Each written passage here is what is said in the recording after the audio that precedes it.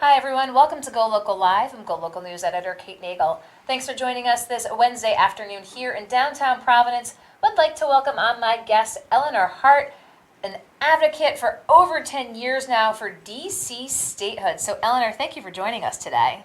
Thank you. Elinor's up. There was an event at the Brown Faculty Club today to expand the conversation up here in Rhode Island. But I want to take a step back, Elinor, and really get your role in this involvement and why you've been such a strong advocate for D.C. statehood. Well, I'm tired of being a second-class citizen. People in D.C. don't have the rights that people in Rhode Island can take for granted.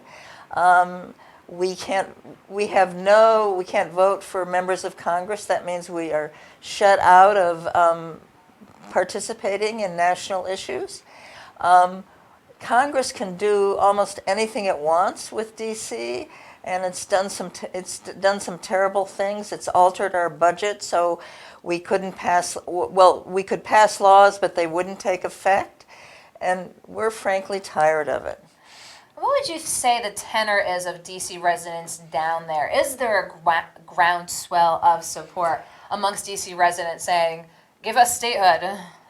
I'm glad you asked that question. In 2016, we had a referendum. The referendum asked voters, did they want statehood? Did they approve the boundaries of our new state? And did they approve the new Constitution that had just been written? And we, by a margin of 86%, voters said yes. So yes, we all want it. So residents of D.C. want it, but here you're up in Rhode Island, you go around the country. What does the rest of the country think? Well, we want more of the country to be more enthusiastic.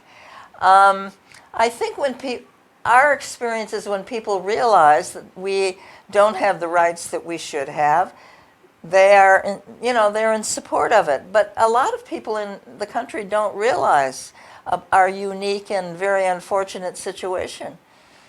And then the conversation today at the Brown Faculty Club, fill us in a little bit about that. I'm sure you had politicos, academics, interested parties, perhaps a lively debate.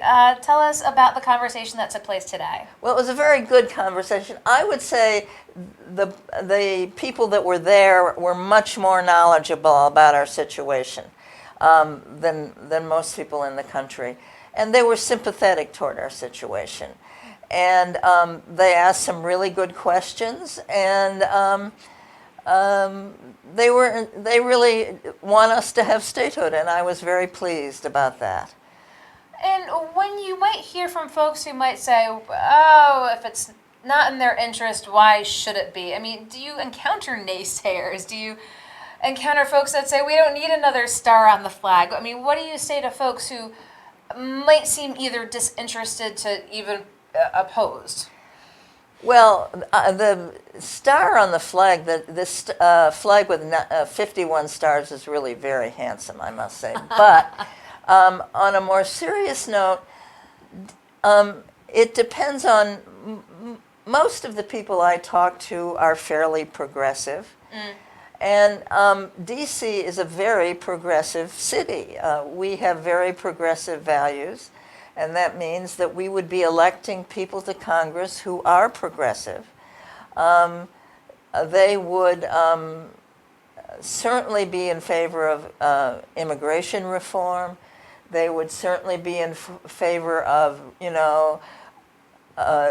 universal health care. I'm not sure we'd go for Medicare for all right away, but we certainly would go for a public option. We have, as I would say, we have gun regulations, and we go right up to the line where so that we're on the right side of the Supreme Court decisions that have been, very favorable toward, quote, gun rights, unquote. And we are a very progressive city about voting. We have same-day voter registration. We have legislation pending that all D.C. citizens above the age of 18 will automatically become registered to vote. So we will bring a really good, I would say, a very good attitude to the Congress. And here today in Rhode Island, Elinor, where are you going to be in the coming weeks and months? Well, I am going back to Washington, D.C. tonight. I have been to Michigan, and I have been to Pennsylvania. And I'm not sure. I will certainly go to other states if it looks like a good idea. Do you think this could potentially, is this in any way, shape, or form a litmus test? But let's just look at candidates, for president in 2020. Or do you think that they would, is it a third rail? If you had a form and were able to ask them the question, do you think you could get a yes/no answer out of the candidates? Oh, we have gotten yes out of all the candidates that will participate in the debate tonight have said they're for DC statehood. So, yes, we have gotten yeses out of the candidates. Okay, so there you go. Asking folks what they think of DC statehood. Elinor Hart going around the country here today at the Brown Faculty Club, made possible by Ann Clanton and other groups here. Talk about that, coalescing the groups in the various states. I would not have been able to come and have this meeting without Ann.